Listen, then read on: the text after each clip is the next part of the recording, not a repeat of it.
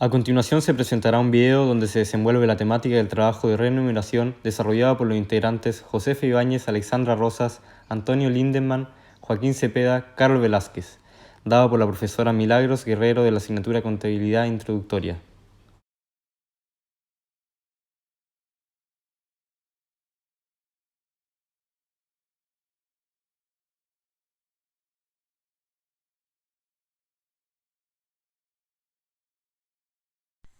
Hola, bueno, hoy vamos a hablar de las remuneraciones y qué consiste estas. Bueno, ¿qué son las remuneraciones? Las remuneraciones son los pagos en dinero que el empleador hace a su trabajador a cambio de sus servicios. Es la principal obligación que asume el empleador al contratar a un trabajador, además de proporcionarle el trabajo por el cual ha sido contratado. ¿Quién legisla las remuneraciones? Son legisladas de acuerdo a nuestro Código del Trabajo, el cual es la ley especial orgánica que reglamenta lo esencial de un área de relaciones sociales, laborales o en este caso subordinados y por cuenta ajena. ¿Cómo se legisla el Código del Trabajo? Las remuneraciones. Las remuneraciones están definidas en el artículo 42 del Código del Trabajo, donde se estipula lo que es una remuneración, quién debe pagarla, quién debe recibirla. Establece el ingreso mensual que el trabajador recibe y que no podrá ser inferior al ingreso mínimo mensual, además de señalar las excepciones a la norma.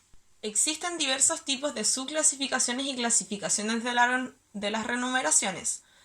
Vamos a empezar por las remuneraciones ordinarias, extraordinarias y especiales. Las remuneraciones ordinarias nacen como resultado de la retribución de los servicios prestados, lo que determina que su pago tenga lugar con cierta periodicidad, como por ejemplo el sueldo, las comisiones, etc. Las remuneraciones extraordinarias nacen a título de retribución a servicios prestados esporádicamente, en cuyo caso el pago se verifica cuando se acredita el cumplimiento de ciertos requisitos que se fijan para impetrarlo.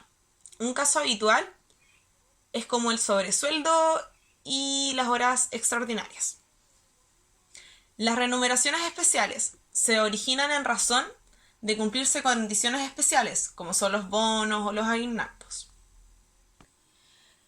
Bueno, y de ahí vienen las fijas y variables. La remuneración fija es aquella que en forma periódica, semanal o mensual, percibe el trabajador, siendo fija a medida que su monto no varíe en el periodo de pago. La remuneración variable, en cambio, es aquella que, conforme al contrato, implica la posibilidad de que el resultado mensual no sea constante, como por ejemplo es en el caso de las comisiones. Luego viene la principal y accesoria. La remuneración principal es cuando responde a la contraprestación fundamental pactada en el contrato, en término que no depende de otra parte su procedencia de cálculo, por ejemplo el sueldo, el bono del aguinaldo, etc. En cambio, la remuneración accesoria se calcula sobre el sueldo principal, o sea, la remuneración principal, que sería en el caso de los sobresueldos o las horas extraordinarias.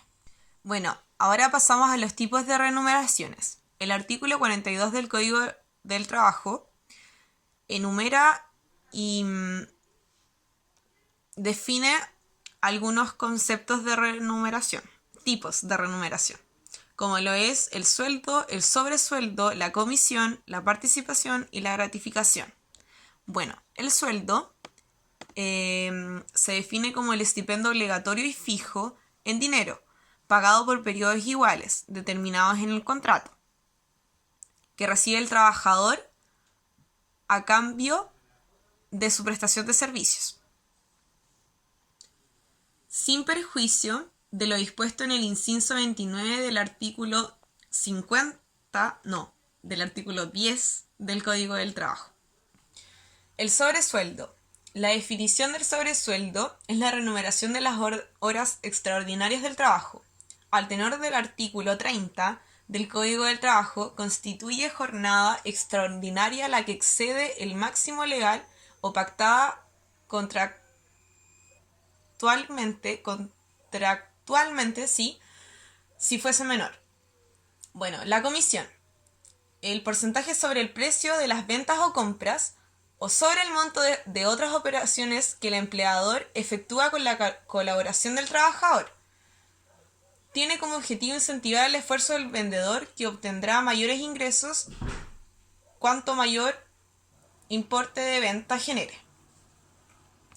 La participación es la proporción en utilidades de un negocio determinado de una empresa o solo de una o más secciones de sucursales de la misma. La gratificación. El artículo 42 del Código del Trabajo prescribe que corresponde a la parte de las utilidades con que el empleador beneficia el sueldo del trabajador. El derecho a gratificación nace de la ley y no del contrato, y se genera desde el momento que termina el ejercicio comercial del que se trate. Y llegó el momento de las conclusiones. Bueno, se puede decir que para que exista una remuneración debe existir una relación laboral entre el trabajador y el empleador, donde el servicio prestado es retribuido monetariamente. También las remuneraciones están definidas en el artículo 42 del Código del Trabajo, donde se estipula qué es una remuneración, quién debe pagarla y recibirla, y establece el ingreso que recibirá mensualmente el trabajador, que no podrá ser menor al ingreso mínimo mensual. Además, las remuneraciones tienen diferentes subclasificaciones, como lo es las ordinarias, las extraordinarias, las especiales, las fijas, las variables, las principales y las accesorias. Las diferentes subclasificaciones determinan cómo se debe hacer el pago de la remuneración, dependiendo del contrato de servicio prestado. También, y finalmente, hay distintos tipos de remuneraciones, algunas especificadas en el Código del Trabajo y otras no.